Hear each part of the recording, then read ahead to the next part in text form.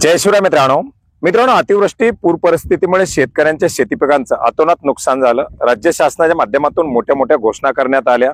शेतकऱ्यांना 8,500 रुपये प्रति हेक्टर 3 हेक्टरच्या मर्यादेमध्ये 2 हेक्टरची मर्यादा 3 हेक्टर करण्यात आली। वाढीव रबीचं अनुदान 10,000 रुपयाचे देण्याची घोषणा करण्यात आली। 17,000 रुपये प्रति हेक्टर पर्यंत पीक विमा देण्याची घोषणा करण्यात आली। दिवाळीच्या पूर्वीच नुकसान भरपाई शेतकऱ्यांच्या खात्यामध्ये वितरित करण्याची घोषणा करण्यात आली आणि एकंदरीत सर्वच घोषणा शेतकऱ्यांच्या जशा अपेक्षा असतात तशाच हवेत विरल्यासारख्या झाल्या। कारण 8,500 रुपये 6,800च्या ऐवजी देण्यासाठी मंजुरी देण्यात आलेली होती। 8,500 ही नुकसान भरपाई खूप कमी आहे म्हणून शेतकऱ्यांच्या माध्यमातून मोठ्या प्रमाणात रोष या ठिकाणी दाखवण्यात आलेला होता। शासनाच्या माध्यमातून मोठेपणा दाखवून त्याच्यामध्ये आणखीन 1 हेक्टर आणि 8,500 रुपये 3 हेक्टर मर्यादेमध्ये परत वाढीव 10,000 रुपयाचे रबी अनुदान म्हणून द्यायला सगळ्या काही घोषणा वगैरे करण्यात आल्या। एकंदरीत शासनाच्या माध्यमातून एक प्रामाणिक प्रयत्नही करण्यात आला। मग आता ज्यावेळेस शेतकऱ्यांना ही नुकसान भरपाई वितरित व्हायला सुरू झाली, कमीत कमी 3 हेक्टर नाही 2 हेक्टर मर्यादेत तरी नुकसान भरपाई यायला पाहिजे होती। 2 हेक्टर मर्यादेत नाही कमीत कमी 1 हेक्टर मर्यादेत तरी यायला पाहिजे होते।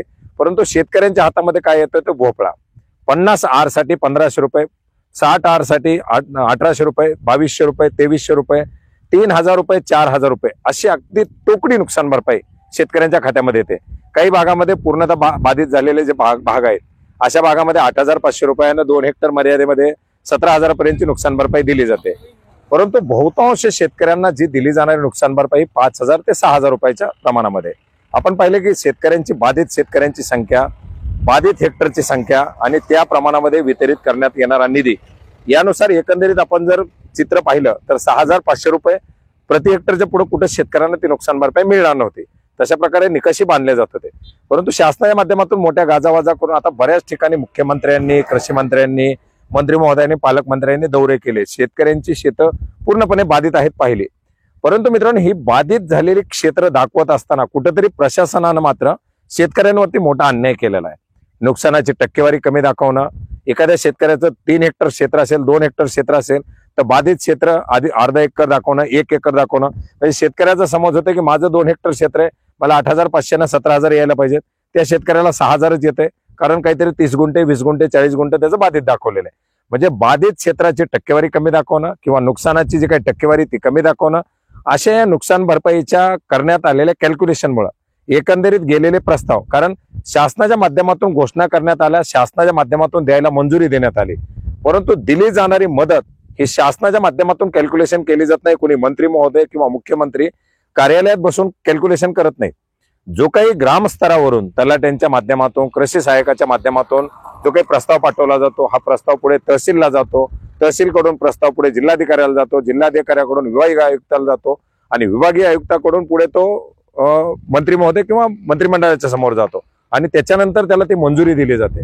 परंतु मंजुरीला गेलेला प्रस्ताव जर 30 गुंठा, 20 गुंठा आणि 50% 60% नुकसानीचा गेलेला असेल तर तिथं फक्त त्या प्रस्तावावरती सही केली जाते आणि त्या प्रस्तावासाठी आवश्यक असलेला निधी वितरित करायला मंजुरी दिली जाते। त्याच्यामध्ये पैसे कमी करणं किंवा जास्त करणं ही कामं त्या ठिकाणी केली जात नाही।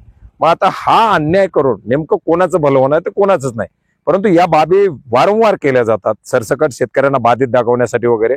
मित्रांनो, अशा प्रकारचे आपण हे क्षेत्र पाहू शकता। आज ह्या शेतकऱ्याला 5,000 रुपये प्रति एकर काढणीचा सोयाबीनचा खर्च आहे। आलेल्या नुकसान भरपाईमधून काढणी होत नाही। आपण पाहू शकता शेंगा अक्षरशः जागेवरती वापलेले आहेत। आता हे सोयाबीन काढायचं का, काढलं तर त्याला 4,000 रुपये क्विंटलचा भाव आहे, ते विकायचं का, विकल्यानंतर काढायचा खर्च याच्यामध्ये येईल का, अशा प्रकारची एक परिस्थिती सध्या या ठिकाणी निर्माण झालेली आहे। मित्रांनो, एकंदरीत दिली जाणारी नुकसान भरपाई ही शेतकऱ्यांना दिवाळी साजरी करण्यासाठी मागितली जात नाही। शेतकऱ्यांना येणारा रबीचा हंगाम हा त्या शेताची तयारी करणं, शेतासाठी बी बियाणं खरेदी करणं, खतं खरेदी करणं आणि येणारा हंगाम चांगला काढून कुठेतरी त्याला एक सावरता येणं किंवा त्याला एक स्थैर्य येणं, या सर्व बाबीनं अतिशय महत्वाची होती। परंतु ही नुकसान भरपाई किंवा सध्याचे शेतमालाचे भाव हे दोन्ही प्रकारे अगदी शेतकऱ्यांवरती अन्यायकारक ठरलेले आहेत। त्याच्यामुळे जरी काही घोषणा करण्यात आलेल्या असल्या तरी याचा प्रत्यक्षात कुठल्याही प्रकारे फायदा शेतकऱ्यांना मिळणार नाही। धन्यवाद।